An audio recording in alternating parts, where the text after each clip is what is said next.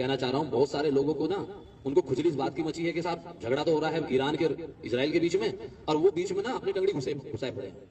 भाई अगर इतनी दिक्कत है तो आप बैठ जाओ जहाज में, जब जहाज लेने जा रहा है वहां ईरान में फंसे हुए भारतीयों को, तो जहाज में बैठ जाओ और चले जाओ और जाओ लड़ो ईरान की तरफ से, लौट के आ जाओ।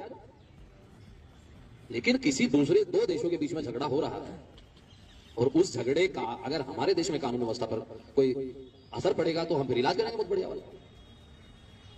कहीं पर किसी भी प्रकार का किसी नमाज में, अलविदा की नमाज में या जुमे की नमाज में कोई भी किसी प्रकार के किसी देश के विरोध में, किसी के विरोध में कोई स्लोगन, कोई पट्टी, कोई नारा ये नहीं होना चाहिए। तो पहली बात कि मैं आपको बता दूं डीजीपी सर कि किसी के बाप का हिंदुस्तान नहीं है। हिंदुस्तान सबका है, हिंदू का भी है, मुसलमान का भी है। जितनी जाति रहती है हिंदुस्तान में सबका हिंदुस्तान है।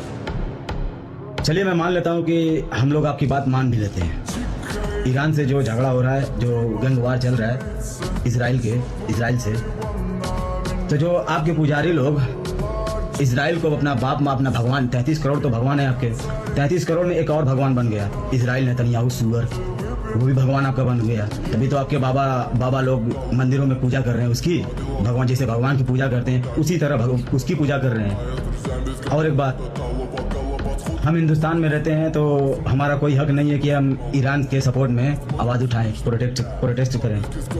मगर अभी कुछ दिन की बात है, कुछ दिन पहले की बात है, बांग्लादेश में दीपू दास का हत्या हुई थी। दीपू दास को मार दिया गया था मुसलमानों द्वारा।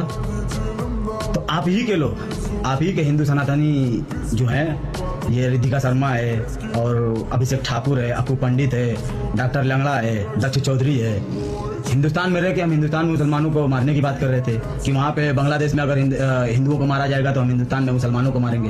तब तो आपकी आवाज़ नहीं आई, तब तो आपने कोई बयान नहीं दिया कि ये हिंदुस्तान का माहौल ख़राब ना करें। तब तो आप मौन व्रत में थे, शायद हो सकता है आप ड्यूटी पर थे, है ना। तो हमें क्या करना है हमें मत सिखाए। और आप हमें ज्ञान दे रहे हैं कि मस्जिद में नमाज पढ़ो, मस्जिद के बाहर नहीं पढ़ सकते, मस्जिद के बाहर पढ़ोगे तो आपको जेल भेज दिया जाएगा। और आप ही की संभल की पुलिस रोड पे होली खेल रही है। रोड उनके बाप का है, अगर रोड हमारे बाप का नहीं है तो रोड उनके बाप का भी तो नहीं हो सकता। कावड़ यात्रा में हेलीकॉप्टर से फूल बरसाया जाता है, क्या है ये, किस तरह का ये कानून है। तो आप लोग संविधान के खिलाफ जा रहे हो, और संविधान के खिलाफ चाहे जो भी जाए, मैं नहीं मानता उन्हें, चाहे योगी हो, चाहे मोदी हो, चाहे आप हो, मैं नहीं मानता इनको।